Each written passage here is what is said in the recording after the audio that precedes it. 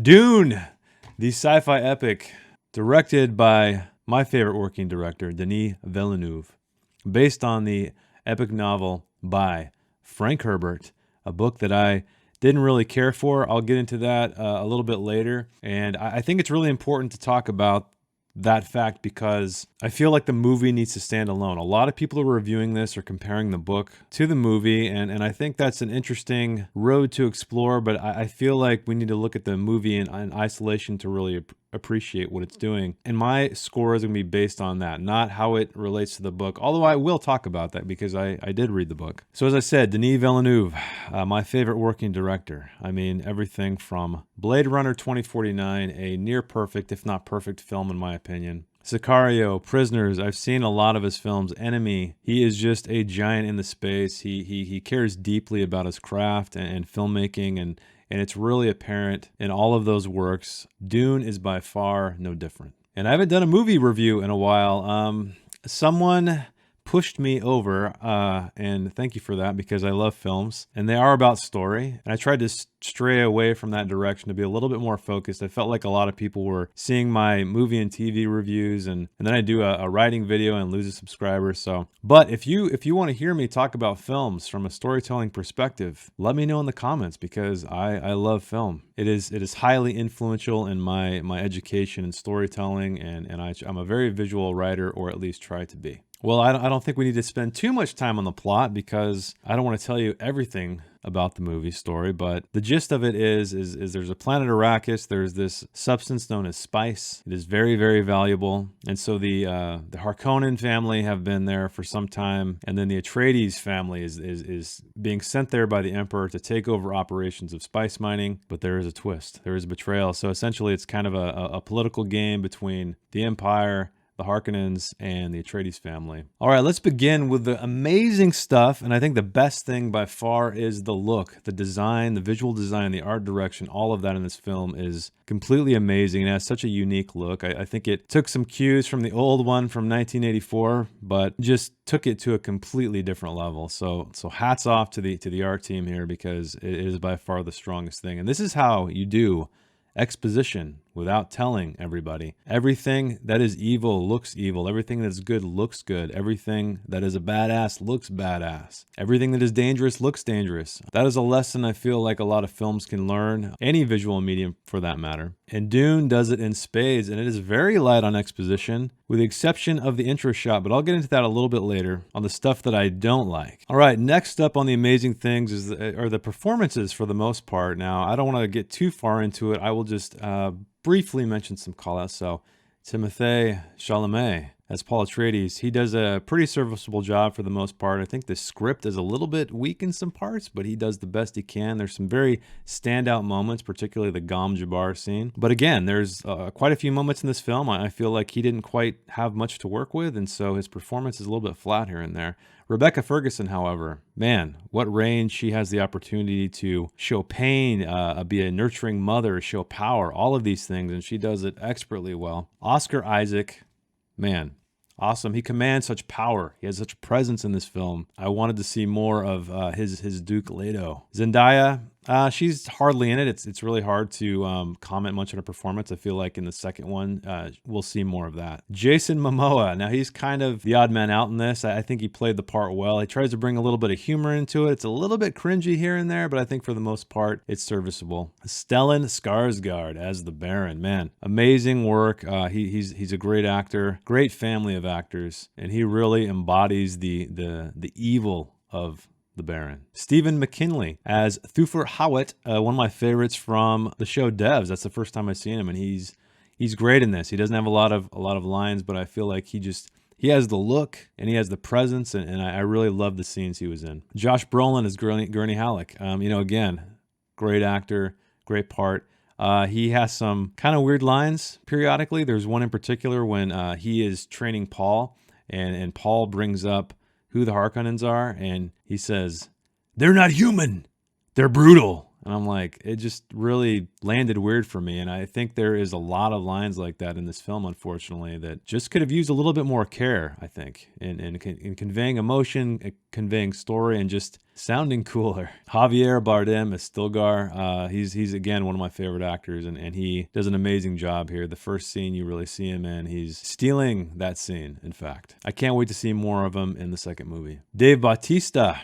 I love seeing him in these movies. He's quite a presence in this as well. I wish he would have had more lines. He was also great in Blade Runner 2049, and I think we're really seeing his range in this. And I'm really glad he's not going the way of a lot of wrestlers doing with filmmaking and sort of cheeseball action movies. David Dastmalchian as Peter De Vries. He was very creepy in this. He was also in Blade Runner 2049, and he fit this role very, very well, even though, again, very, very brief scenes. So now, onto the stuff that I didn't think was so hot. First and foremost, the opening scene of this film, the hook scene, as you may call it. We get a lot of exposition. We get voiceover. We get action shots. We see the Fremen. We see the struggle that they're going through. And unfortunately, it really was disappointing to me because I'm going to bring up Blade Runner 2049, another one of Denis Villeneuve's films, which is my favorite of his. Did it beautifully in Blade Runner 2049. If you haven't seen it, there's an opening shot that is timed perfectly with Hans Zimmer's score. Every dong, dong, you'd get a line of text. And I don't know, there's maybe like 8 lines or so.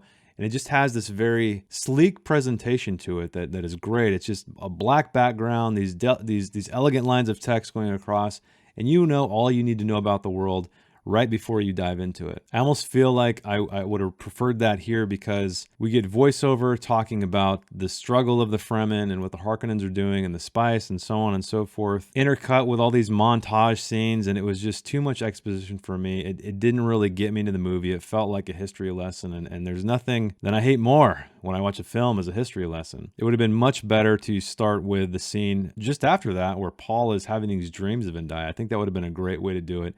And then we could have introduced the rest of that information as we went through dialogue rather than exposition. And I believe even if you cut that beginning scene off completely, it could have worked. I was never confused in this film. When I read the novel, there was plenty of times I was confused, and it's literally because the writing was so very dry and boring, not engaging. And I would have loved to see this beginning part cut. And it almost makes me feel something like they did audience testing, or this was pressure from producers. This just didn't feel like Denis Villeneuve to me at all. And it was just kind of a tragic way to begin such a great film. Let's talk about all the badasses in this. We have the Sardaukar, who are the elite force of the Emperor.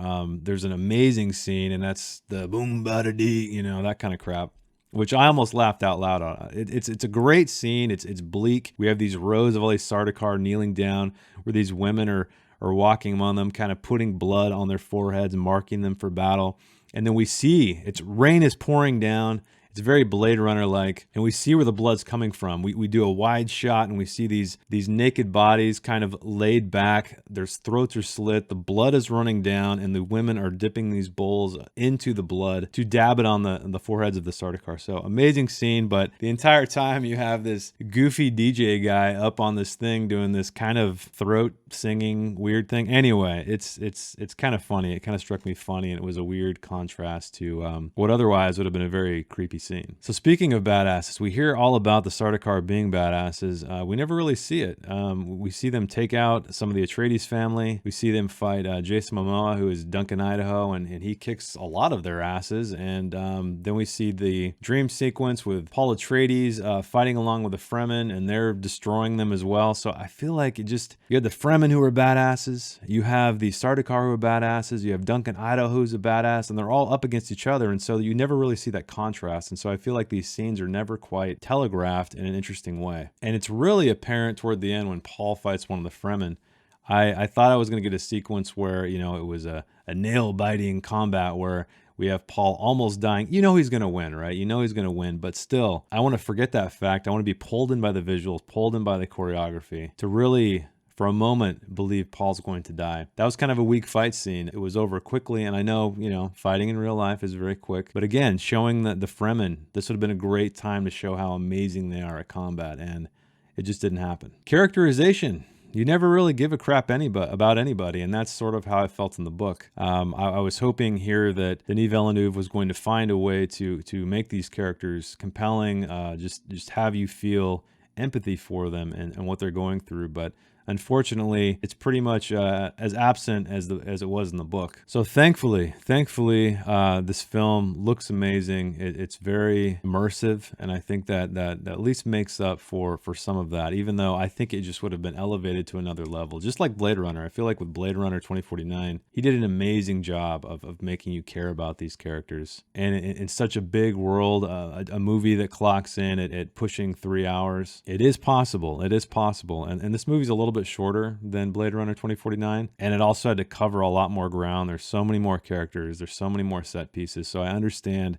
fitting all of that stuff in would have been difficult, but I would have really plucked some of those scenes away that didn't matter as much to highlight some of those great character moments. So let's talk about my disdain for the novel Dune. I don't hate it. I'm just kidding. I don't hate the book. I really appreciate what Frank Herbert did for the genre of science fiction. I appreciate the world building.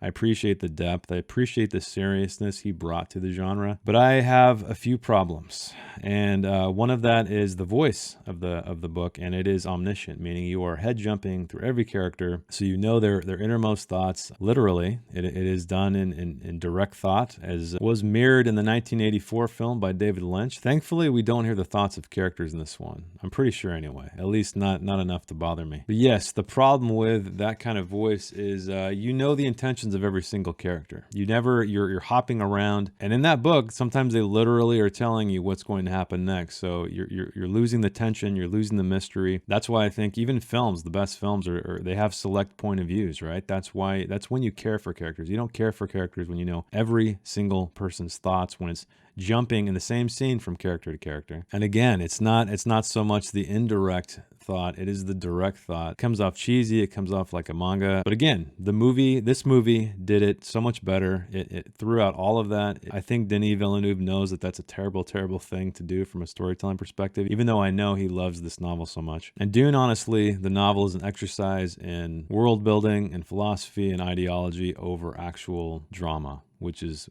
honestly why people care about fiction. You can have all that other stuff, totally fine, but if you have terrible character work, none of it matters. So while Dune is a visual masterpiece, there are some shortcomings. There's some shortcomings with character development. There's some shortcomings with exposition. There's some shortcomings with just kind of very weak dialogue, unfortunately. And so that is why I'm going to give the film Dune a 7.5 out of 10. Still a very enjoyable film. I highly recommend you see it in the theater if you can. So if you would like to see me create and not just critique, please check out my series Worth 1,000 Words, where I write a 1,000 word short story inspired by a piece of artwork. So you can heckle my work if you disagree with me. Check out my long form books in the description below. Give me a like if you like the video. Subscribe if you like story related content. And also let me know, do you want to see more film reviews from me? I would love to do them. So thanks again for watching, and I will see you in the next one. Bye.